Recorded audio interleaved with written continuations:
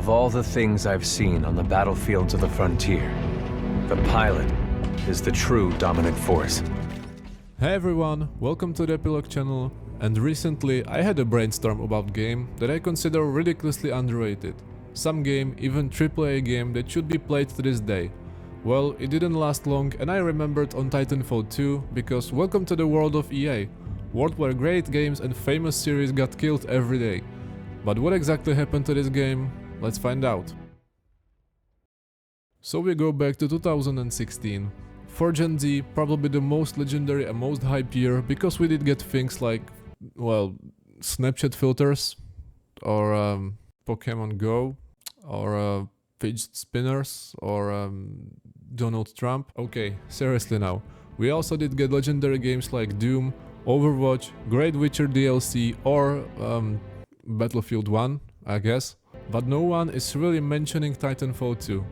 Well, that's probably because the original Titanfall didn't get the greatest reputation, let's be honest. Does someone really know bigger rating difference on Steam than between Titanfall 1 and 2? The real rating difference is because of Respawn shut down the servers for Titanfall 1, so you can't even play a single player, but anyway, when we ignore this fact, Titanfall 1 was pretty well rated game.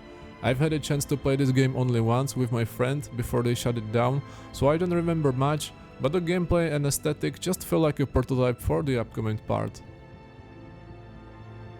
But then, on 20 October 2016, which was literally the worst release of any game ever because it was 1 week after Battlefield 1, Respawn Entertainment with EA released Titanfall 2. I can't tell you if this game had any hype or big expectations, but what I can tell you is that the same year arrived COD Infinite Warfare, probably the most hated COD to that day. Even single player was actually good, but in that era, this public opinion really helped a lot for Titanfall stand out. So, finally Titanfall 2. Developers tried to focus not just on a multiplayer like with the first game, but also single player, and oh my god, what a play by Respawn Entertainment. So you start as a rifleman Jack Cooper, which is also a new pilot for Titan called BT-7274.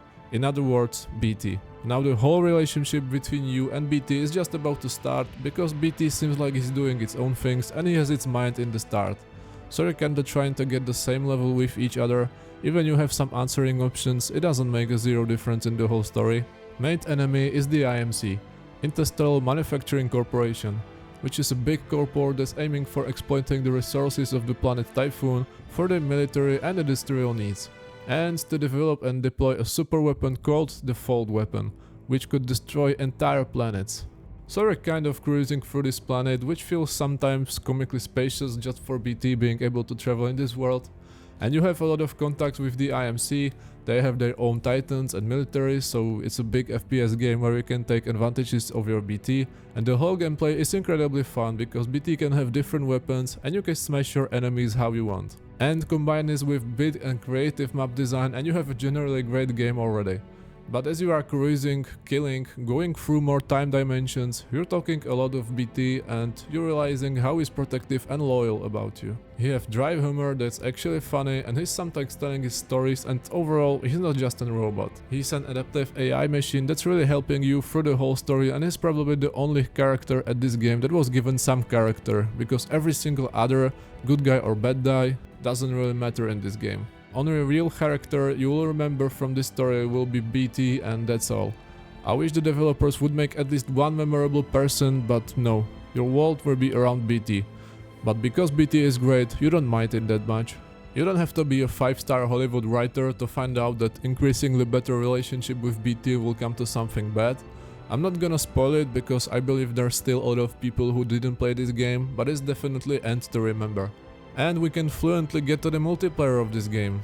You've got some classic options for what game mode or map you want to play, because in the end this game is still meant to be a rival for Call of Duty. There is an option to play 8-8 without Titans, but I think Titans are the real deal in the multiplayer, so I don't recommend it. You can have light armor ones, fast ones, heavy armored slow ones, destructive ones. It really depends what is your playing style. And because of variety of different guns and ways how to kill Titans even you don't have one, it's really fun experience. Developers just somehow found a balance between be very capable with your Titan and still enjoy this game without one. You have some classic unlock system to keeping you longer with this game, so I just want to say, if you're looking for a fun, futuristic FPS game with features that no other game have, you should definitely try it, and it's also just for 30 euros on Steam, so another bonus. I'm just mad they fucked up marketing so much, no one can actually remember it ever existed, even it deserves more attention, and also because of the fact EA said that the Apex Legends have something in common with Titanfall even it doesn't, and it shouldn't be compared with Battle Royale game. So my final words? Well, go and play it, because it's amazing.